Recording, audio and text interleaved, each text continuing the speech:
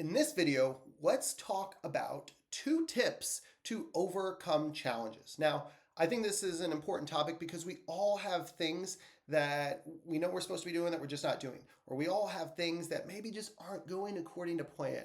And if there's any area in particular that you think like, oh man, John, that really makes me think about this thing that I'm not doing, I got news for you. This may help. This was something I shared with our coaches a while back, and just in order to help people better problem solve the challenges that are holding them back from success. And so the first tip is to identify the root cause. And what I mean by that is identify the root cause, how we like identify the underlying issue that's preventing you from doing the thing. All right, now how we do that is I ask why several times. I just keep asking why.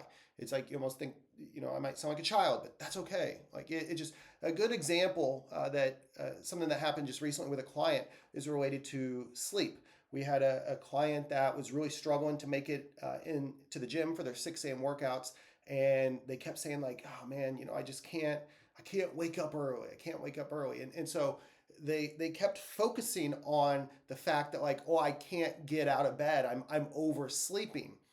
And my thought process was, man, we're not really attacking the real root cause here. And so this little exercise would be, I can't wake up. Well, why not? Because I didn't get enough sleep. Well, why not? Because I was restless and I couldn't fall asleep last night. Well, why not? Well, because I felt anxious and I couldn't relax and my brain was racing. Well, why not? I had a cup of coffee at 3 p.m. because I was tired in the afternoon.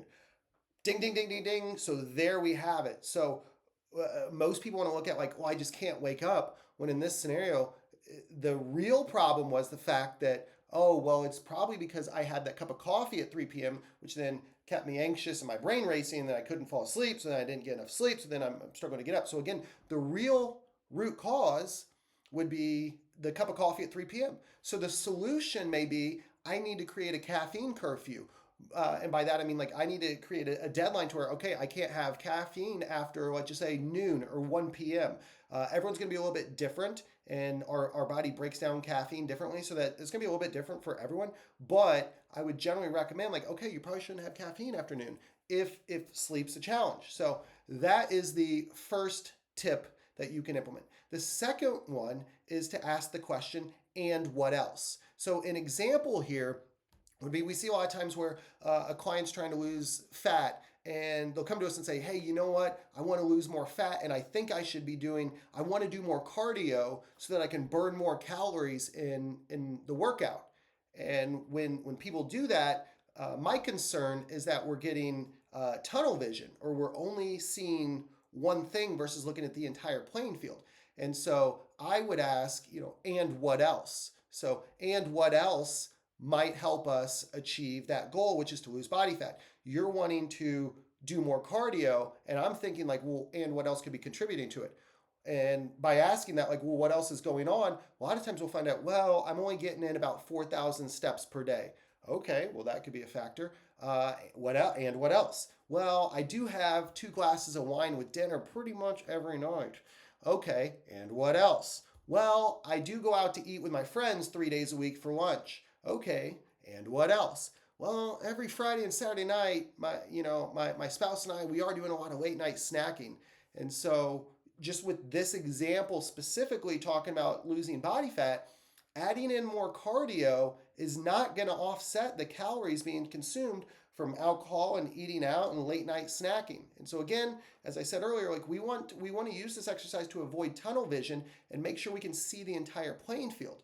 Now, once you've done that, once you've realized like, okay, here are all the factors that could be negatively impacting my success, we can begin to make improvements across different areas versus assuming like only one thing is going to solve the problem.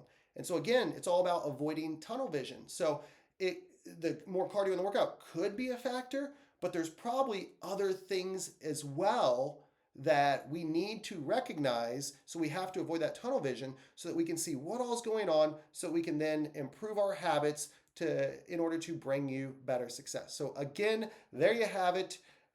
2 tips to overcome challenges. Identify the root cause. Keep asking why. Yep, just like a child. And then ask yourself, and what else, in order to avoid tunnel vision and see what all may be going on that could be limiting your success. So there you have it.